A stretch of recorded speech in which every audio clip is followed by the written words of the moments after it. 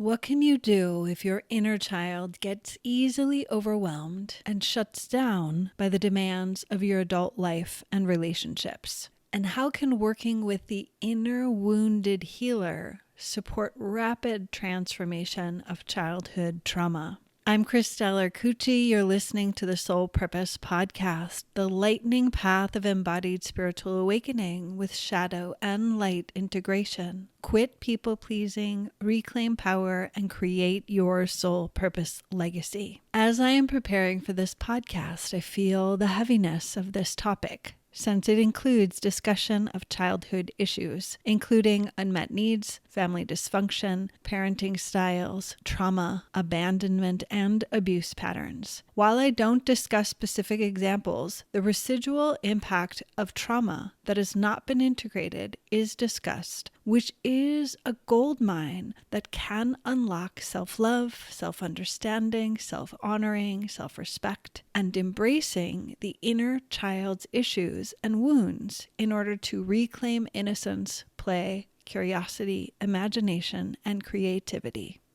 Inner child healing happens in stages as you learn to reparent your inner child. You take on the roles of the divine mother and divine father to yourself and your inner child in all your wounded parts. No matter what your gender is, finding this dynamic, integrated balance of masculine and feminine essence is a core part of healing. Stage 1 of inner child reparenting is establishing trust and making a commitment from your adult self to your inner child that you will not ignore or neglect your inner child and their needs. If you had a challenging childhood, I would encourage you to go further by committing to not abuse or abandon your inner child. Your brain and nervous system get hardwired in the first 6 years of your life, and the treatment you received from your parents or caregivers becomes the baseline for how you let yourself be treated and how you treat yourself. The good news is the brain and nervous system can be rewired with conscious, consistent, and kind practice, attention, and loving care. If you're new to inner child work, rebuilding trust can take a significant amount of time because often in your adult life, you've shoved your inner child into a closet or into the basement. Perhaps you've even thought, I'm an adult, I need to carry on. That was my childhood, and now I'm over that. I need to move on. The lack of integration or a position of denial reinforces stress or trauma patterns that were happening in your childhood, which may include abuse, abandonment, neglect. Even if you grew up in a healthy environment that did not have abuse or abandonment, things that happened even in a healthy childhood can create stress patterns in your consciousness, which then get reinforced and played out in your life as an adult.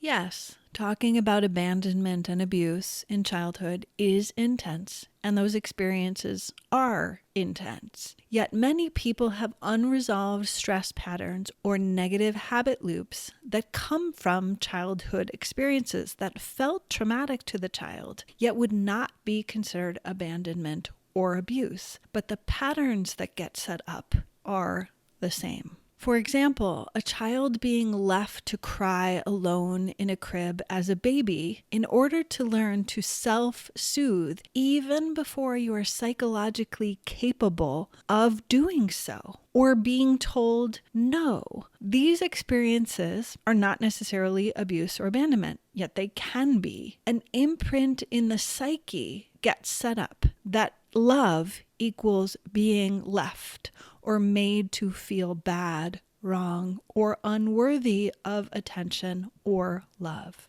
And as a human being, especially as a child, touch, kindness, care, and love are the foundation of what creates a secure attachment and a deep understanding of what love really is. For some of us, we have to reset those patterns and create them in our adult lives. That is the foundation of this work here.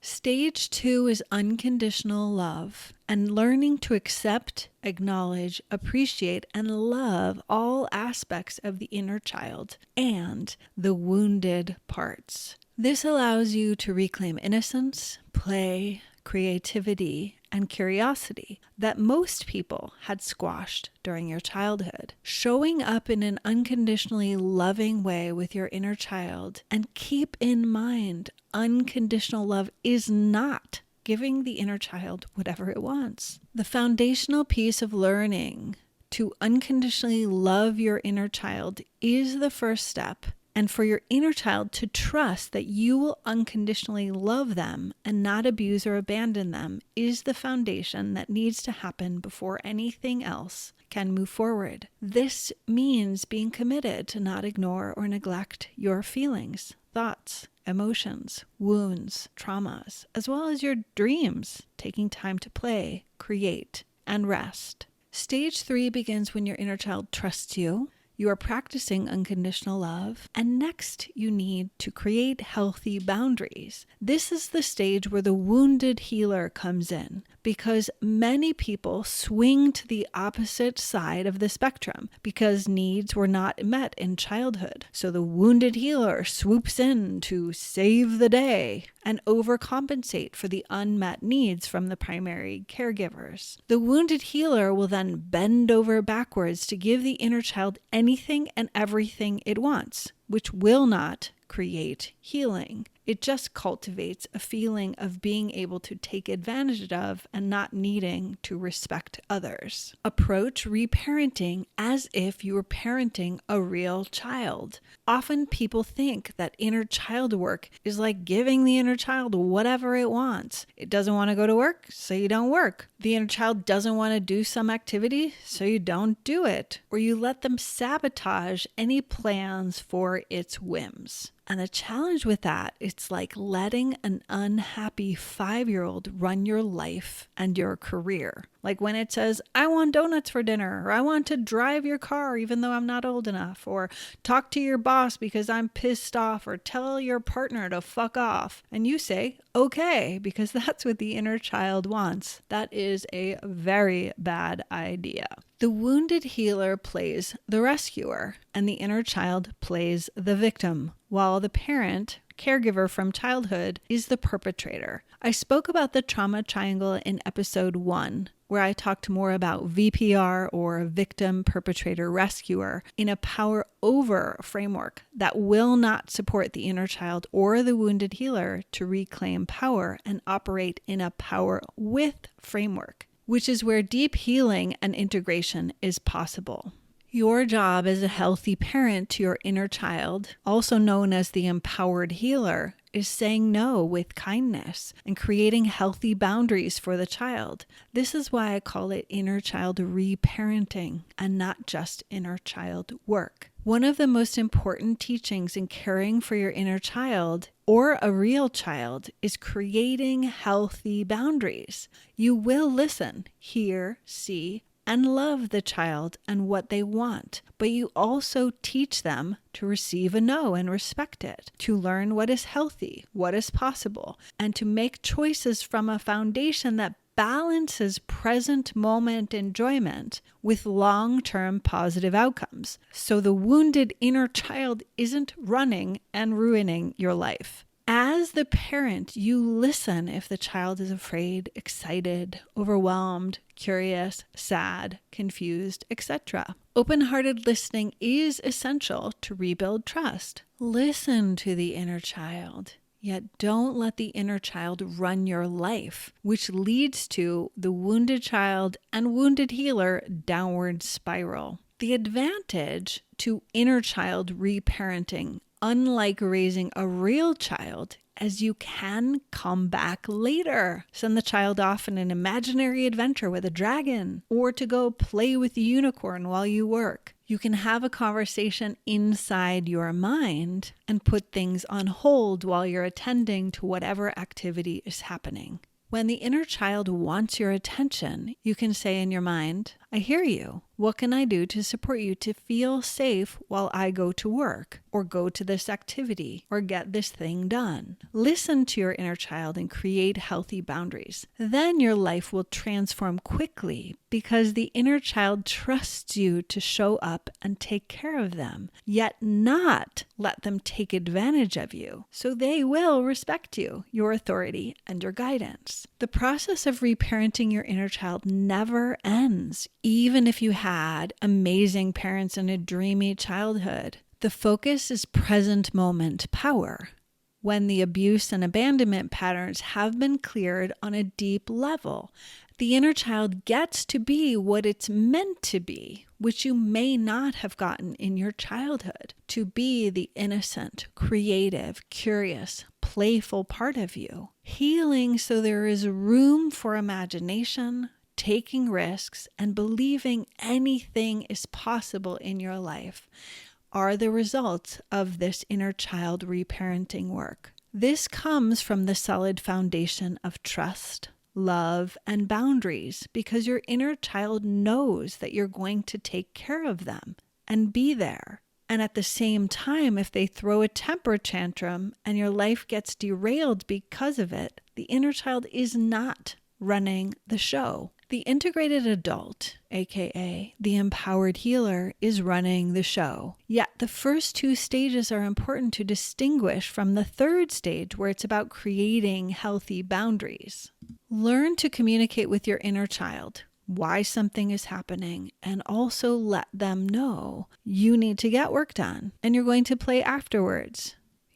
Just like you would with a real child. The child does not get to run the show. Be extra mindful about how you speak to the inner child. Abusive self-talk can be very common, especially if you had a critical or abusive parent or caregiver. If you wouldn't say it to a real child, adjust what you say to match how you treat others and how you want to treat yourself. The fourth stage is when the adult part learns to admit, apologize, and clean things up when you make a mistake. This involves deepening the commitment to not abuse or abandon yourself and to take accountability, apologize, and commit to doing better when you've made a mistake. After many years of working on this practice, my inner child trusts me and knows that if and when I mess up, she knows I will take accountability. I will apologize and I will make it right. So she trusts me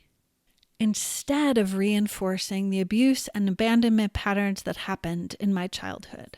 I started doing inner child work when I was 12 and my dad got sober. I was really lucky to have his support. He took accountability for his mistakes, and his aspiration was to love me unconditionally. I have been estranged from my mother since I was 14, and she does not and has not shown up in any helpful or meaningful way to clear the past. I've had both experiences, and I can say with certainty that you can heal the deep wounds from childhood, while the parent that created the wounds does not even have to acknowledge the abuse or abandonment that occurred. The empowered healer and integrated adult part of you is the one that creates the safe space for freedom, for play. In essence, taking these teachings into practice becomes an ongoing practice in your everyday life.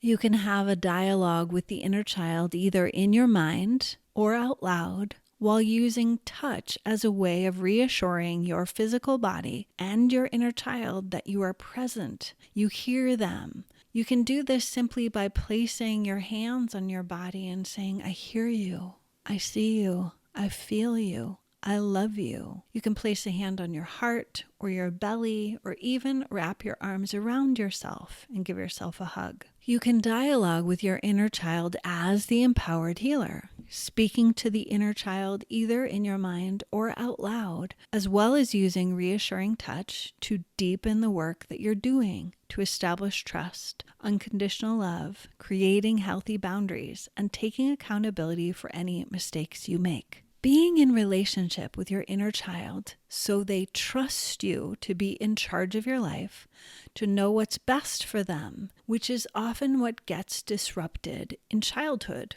or in traumatic life events. Being with the needs of the wounded inner child, this creates the opportunity for you to be present with and meet the needs in real time and present time of unmet needs from your childhood is deeply healing and can reclaim power in the present moment. The dynamic relationship with the inner child and the empowered healer helps you reclaim power by hearing your inner child, listening to their fears, concerns, sadness. Yet they also trust you to know what's best when it comes to leading your life now.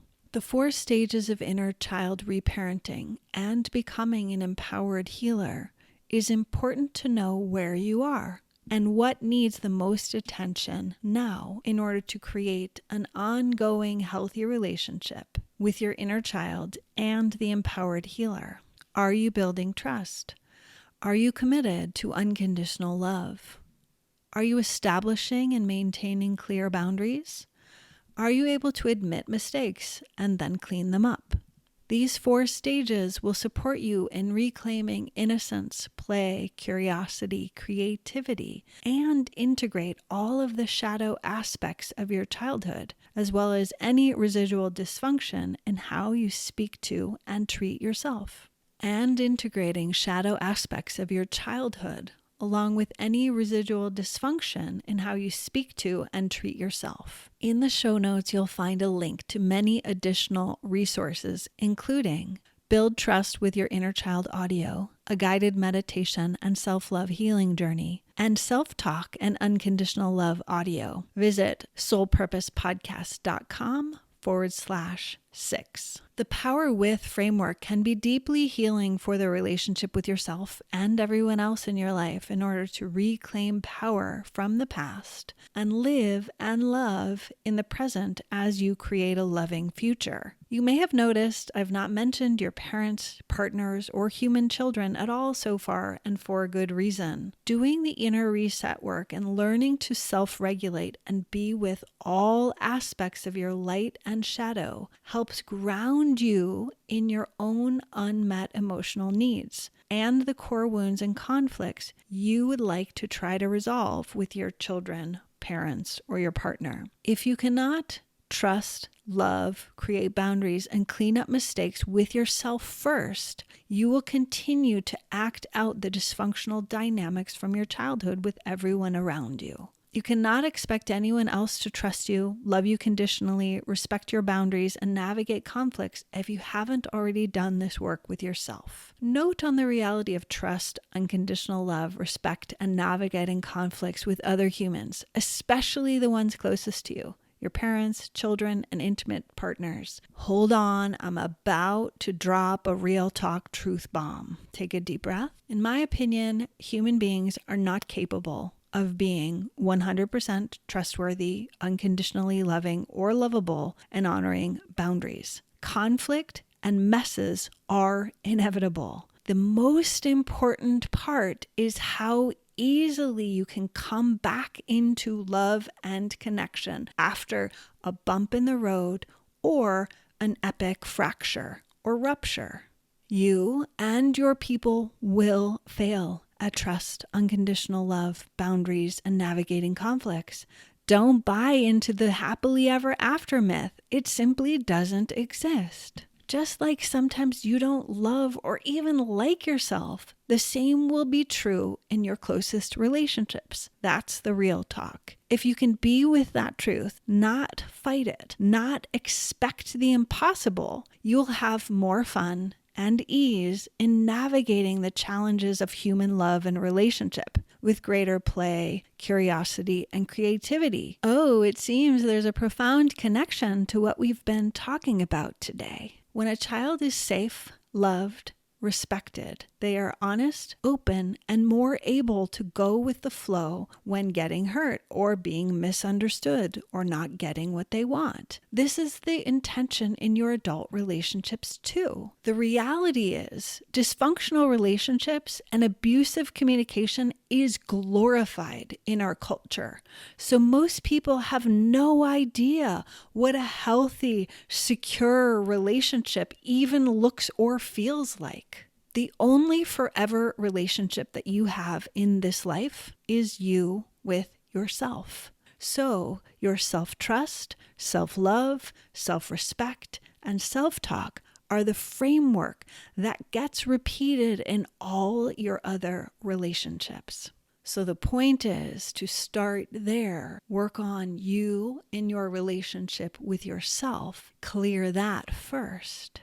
While co-regulating with others is an essential part of healing and healthy relationships, if you don't trust, love, or respect yourself, you literally are not capable of doing that in your relationships with others. If you have a parent, partner, or child that is involved in your healing journey, you can now open transformational conversations to clear the past. I will also include a resource in the show notes about navigating conflicts with compassionate communication. Trust, love, safety, respect, and accountability are the golden keys to healthy and secure relationships with yourself and others, and are deeply healing, especially for anyone that has suffered childhood trauma, abandonment, or abuse. This episode has been a lot of intensity. Please take good care of yourself by drinking water, breathing deeply, going for a walk, and asking for support if this topic has brought up challenges that you need support with. If you are interested to explore working with me privately to help you integrate the challenges of your past trauma in order to live as the empowered healer and playful inner child in your present, you can visit soulpurposepath.com for more information. Thank you for being here. It's a pleasure to walk the Soul Purpose Path with you. You're listening to the Soul Purpose Podcast, the lightning path of embodied spiritual awakening with shadow and light integration. Quit people-pleasing, reclaim power, and create your soul purpose legacy. You can access the free Soul Success Journal and meditation and all episodes of the podcast and all the goodies mentioned in this episode at soulpurposepodcast.com/6. I believe in you and the magic power of your soul. For more revolutionary teachings and tools, please follow on your favorite podcast app or visit soulpurposepodcast.com. I look forward to connecting with you in the next episode. I am sending you so much love.